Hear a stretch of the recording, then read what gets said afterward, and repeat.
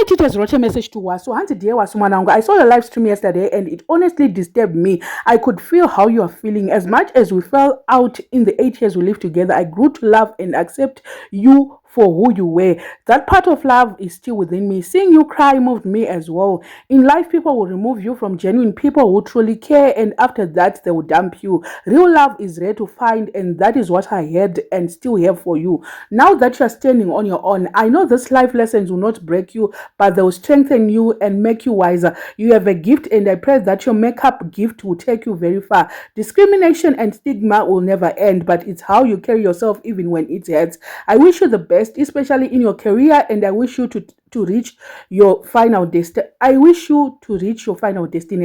Run away from people who use you as a weapon of distraction so that they fight their agendas and focus on yourself. The world has become a fake place full of fake smiles. A lot only want where they benefit, and after they disappear. Better to be hated for who you are than to be loved for who you are pretending to be. I will forever be your mommy, yours truly. My Tita, message yakanaka funny.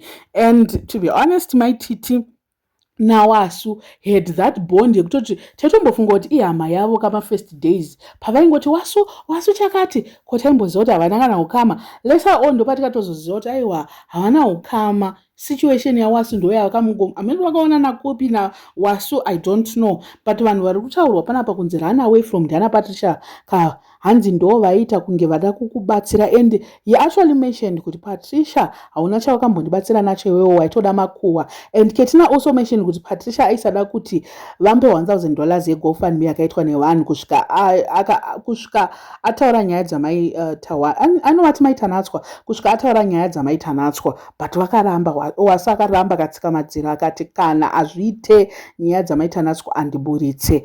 My Titi loved that guy and he protected him from day one. Zvakazongoitika zvakaitika kudzingana kwavo kwakaita mumba. Is My Titi insinuating that there was a fallout? Kana because ivo vakati ndakaona kunge Wasu wa at the stage yekuti unogona kuzvimiririra, vakamuburitsa mumba kuti anozvimirira ega ave an adult, but now vari kutaura kuti zvinhu pane vanhu vaida kuuya between us vachita sei during our 8 years. Meno pamwe Titi after paipepo vakaenda kujeri pane zvakaitika, probably pane makuhwa akabuda avakazoziva kuti ndiWasu aiendesa here, but Wasu lawyer uyu kuti aiendesa makuhwa kuvanhu. Ameno, I don't know, but anyway, vari kutaura kuti there were fallouts within the 8 years they lived together. But anyway, vari kupa zvavo good advice. Aiwa advice yavapa hanzi, I'm still your mother. We want to see them going back again together. Handisi kuti Wasu anogara kwaMai Titi. My Titi naWasu I think phase yacho yakapera. Zvekuzoti vagare vese vaite searingera tova drama iroro handifunge kuti zvingaite, but from a distance they can actually be together.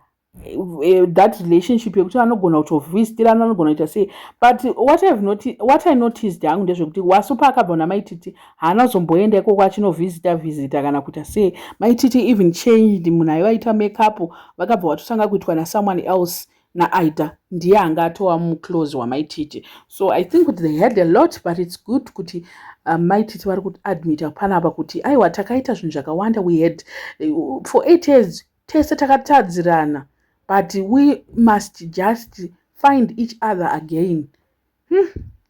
Mai Titi zvimwe ndezvimwe vanganzi chii, but in terms of zvavo kuti vanhu handisi kuti pane vamwe vanhu vasingazviite, vanhu vanoita mamwe socialite tinoona vachichengeta vanhu vachidii, but pana Wasu Mai Titi showed unconditional love paari.